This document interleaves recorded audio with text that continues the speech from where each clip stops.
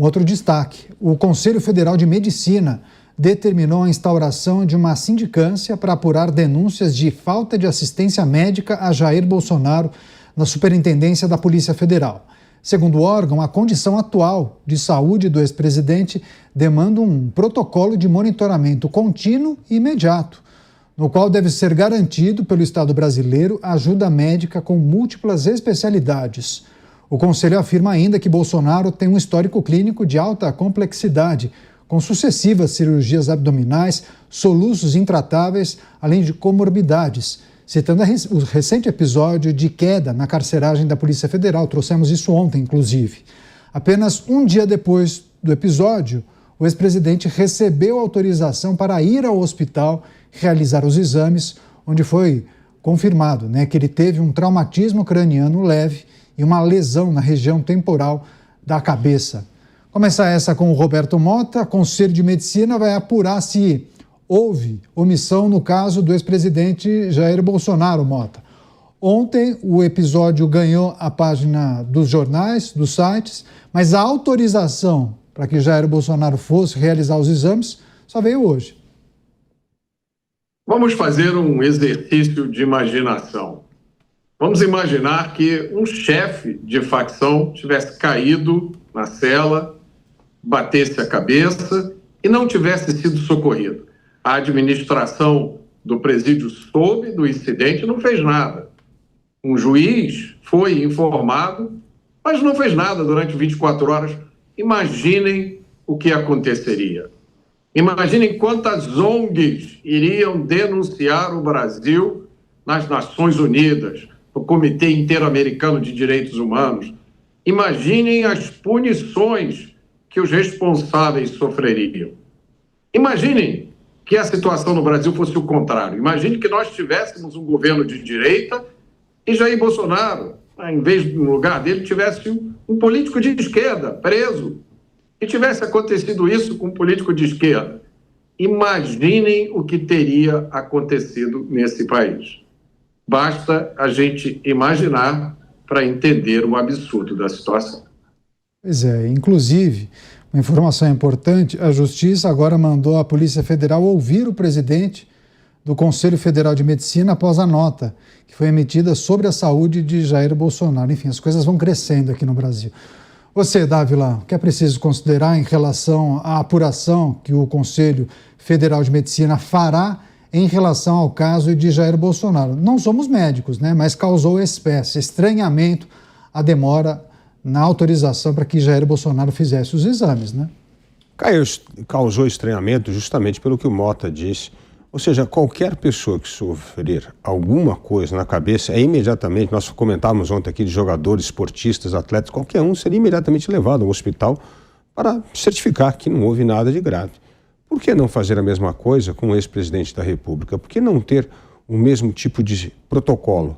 E o que o Conselho de Medicina faz, que é apurar, porque amanhã isso pode cair nas costas dos médicos que estão tomando conta do caso. Então, por isso, além de tudo, é uma situação para proteger os médicos. Aliás, o médico de Bolsonaro dizendo que pediu o acesso e que esse acesso foi negado pela justiça brasileira, que não entende absolutamente nada de medicina. Então, é importante, nesse momento, se resguardar. Mas aqui eu reitero a questão da saúde do ex-presidente Bolsonaro. Essa é uma questão hoje, não é só de fórum pessoal, é uma questão de Estado. Nós estamos falando da saúde do ex-presidente numa situação de saúde delicada, e isso não pode ser especulação na imprensa, em rede social. É preciso ter boletins oficiais, é preciso ter relatos precisos, parecer médico em cada ocasião do ex-presidente da República. Não se pode tratar da maneira como está sendo feito. De maneira secreta, ninguém sabe a informação, o médico da Polícia Federal fala uma coisa, o médico do presidente fala outra, aí o Supremo fala outra. Não é assim que se trata a saúde de um ex-presidente que hoje cumpre a pena na Polícia Federal. Pois é, você, Acácio, como avalia todo esse processo, as várias dúvidas a respeito das instituições, das decisões que vêm sendo tomadas e a situação muito delicada de saúde de um ex-presidente que tem 70 anos?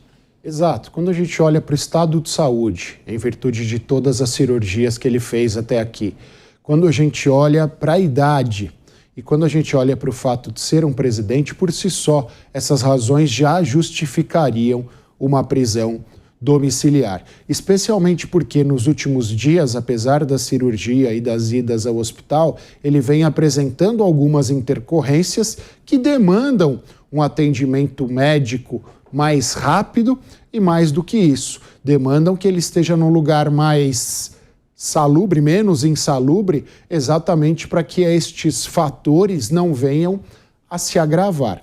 Também é importante nós ressaltarmos que, num caso como esse, em que ele caiu, bateu a cabeça, a autoridade policial ali responsável pelo estabelecimento prisional tem duas opções.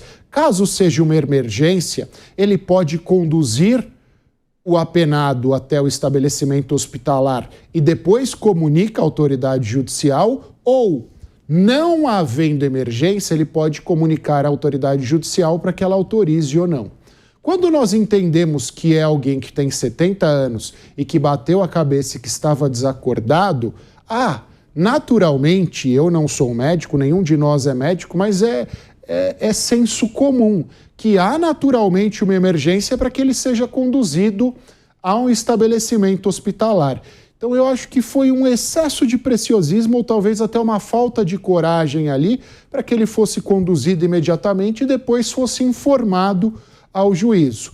Mas também não vou culpar os policiais federais da Superintendência do Distrito Federal, porque eles, como todos nós brasileiros, acompanham os desdobramentos desse processo e, obviamente, também estão receosos em virtude de eventuais puxões de orelha que possam tomar.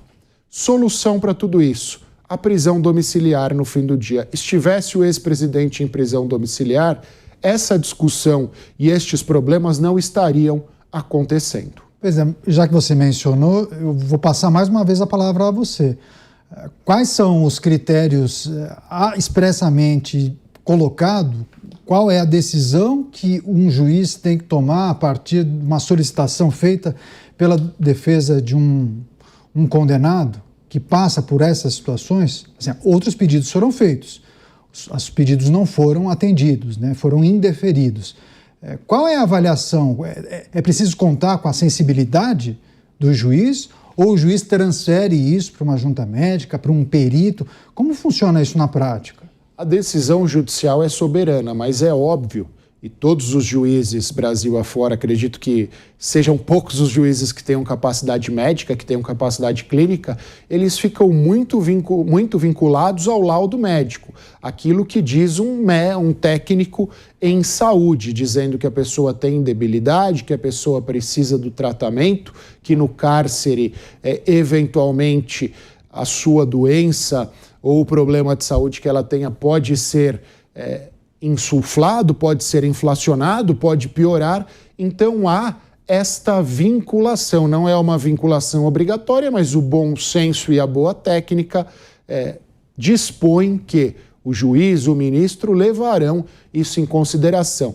E quando a gente pensa na conversão da pena para a prisão domiciliar, há alguns requisitos estabelecidos pela lei, mas há também um subjetivismo do magistrado ao interpretar. A questão é, olhando para a jurisprudência e para as disposições legais, o ex-presidente quase que gabarita as possibilidades. Tem mais de 70 anos, problema de saúde, é um ex-presidente, então obviamente demanda maiores esforços das autoridades carcerárias estando na prisão domiciliar. Esses esforços não seriam necessários.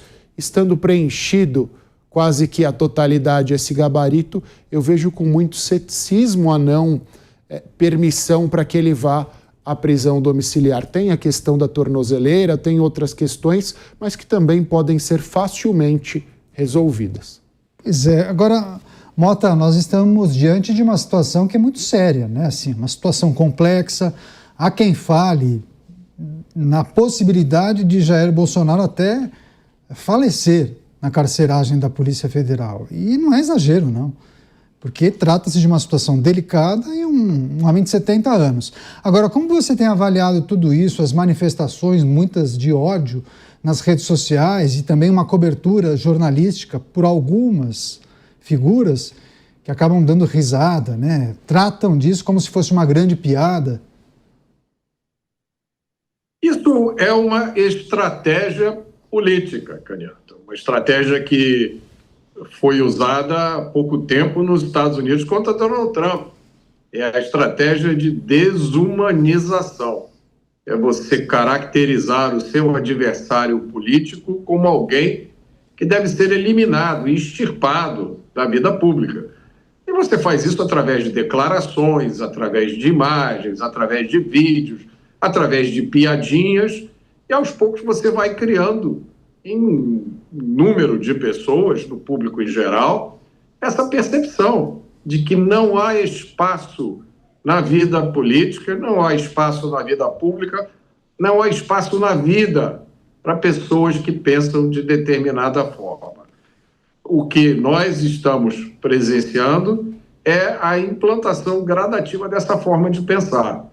Como eu disse aqui, eu acompanho a situação da segurança pública no Brasil há muito tempo.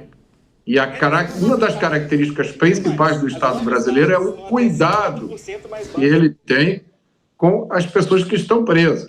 Eu conversei hoje com um promotor de justiça que me disse o seguinte: qualquer carcereiro que permitisse que acontecesse o que aconteceu com o presidente Jair Bolsonaro, com um preso sob sua guarda, seria preso por permitir que isso acontecesse. E eu tenho uma informação aqui, Canhoto, eu não sei se a gente tem como verificar, mas que a Corte já teria suspendido essa decisão do Conselho Federal de Medicina. Então, é como você disse, daqui a pouco não vai ser preciso mais médicos, né? A própria Justiça vai dar o diagnóstico do presidente Jair Bolsonaro. Dávila, não te preocupa tudo isso? A maneira como as coisas estão sendo conduzidas e um possível desfecho trágico? Antes disso, Dávila, quero me despedir de parte da rede que ficará agora com a sua programação local. Deixa eu passar a palavra para o Dávila, só para a gente encaminhar essa discussão para o final, mas há uma preocupação, pelo menos em um setor da sociedade, de que pudéssemos nos deparar com um desfecho trágico, né? Há uma percepção de que não há atenção devida para a situação que envolve a saúde de um ex-presidente, uma pessoa com problemas sérios de saúde, enfim. Como se avalia esse processo, Dávila? É tudo um absurdo, Canhoto. Imagina se a Suprema Corte de um país tem que fazer esse microgerenciamento do boletim de saúde de um presidente da República. Isso não de novo, tá tudo distorcido no Brasil. Os poderes não cumprem mais os seus papéis. Os poderes hoje têm esse ativismo do judiciário, tem adentra a questão de poderes que deveriam ser discutidos em outro fórum, em questão de varas, ou seja, é tudo errado. Onde já se viu uma Suprema Corte ter que ficar fazendo o dia a dia do boletim médico com o presidente, se autoriza ele ao hospital ou não fazer um exame. Isso não existe. O Brasil precisa realmente um freio de arrumação institucional, porque as nossas instituições estão degenerando a cada dia que passa. Isso é fruto de décadas de populismo. O populismo é como um cupim que vai corroendo as instituições, que vai esgarçando a credibilidade das instituições, que vai comendo a confiança da população nas leis, nas instituições. É isso que está acontecendo. E o resultado máximo disso é o que nós estamos vivendo nesses últimos anos. É um total desrespeito às regras da instituição, à Constituição, aos direitos individuais. O Brasil caminha, sim, por um regime autoritário, porque o que nós estamos vivendo é autoritarismo. Quando você não respeita mais as regras do jogo, quando homens, mulheres que exercem o poder são mais importantes que as leis e que as instituições, nós temos uma crise séria na nossa democracia. Então, Canhoto, nós precisamos de um freio de arrumação urgente. Infelizmente, isso só virá com uma mudança de poder, porque enquanto nós tivermos populistas na presidência da República, o que nós veremos, infelizmente, é a continuação da degeneração da credibilidade e da confiança nas instituições brasileiras. Pois é, diante do que o Mota trouxe, não só a informação, a Justiça anulou a a sindicância do Conselho Federal de Medicina sobre o atendimento ao ex-presidente Jair Bolsonaro e determinou que a Polícia Federal tome o depoimento do presidente do Conselho a respeito desse processo. Bem, a gente vai seguir acompanhando essas movimentações, qualquer novidade a respeito disso a gente traz aqui. Só para a gente fechar essa análise a respeito da situação de Jair Bolsonaro, o posicionamento do Conselho Federal de Medicina, mas também uma situação nebulosa em que não se sabe exatamente qual é a decisão que precisa ser tomada para proteger aquela pessoa que tem uma situação delicada de saúde. Vou passar para o Acácio Miranda. Acácio, vou pedir para você fazer uma introdução ao seu tema. Daqui a pouco a Rede share com a gente, uma introdução de 40 segundos. Depois eu passo mais uma vez e você finaliza. Caniato, enquanto vocês falavam, eu fazia uma conta aqui. Nós tivemos 9 presidentes eleitos desde o processo de redemocratização. Dos 9, 4 foram presos, condenados, 1 depois foi absolvido, mas 4 presos e 3 condenados. Isso, obviamente, depõe contra o nosso sistema democrático, independentemente de polarização, independentemente de qualquer coisa, porque um presidente ou ex-presidente preso mostra que o país, a nossa democracia, tem as suas falhas. Mas, obviamente, durante estes processos, nós tivemos discussões, teses e inúmeros aspectos. É isso. O Acácio vai concluir. Só vou receber a Rede Jovem Pan. Todos vão acompanhar na íntegra a avaliação do Acácio. Rede Jovem Pan aqui em Os Pingos nos Is. Agradeço muito, viu? Sua parceria, sua fidelidade à Jovem Pan e você sempre bem informado, acompanhando as análises dos nossos comentaristas.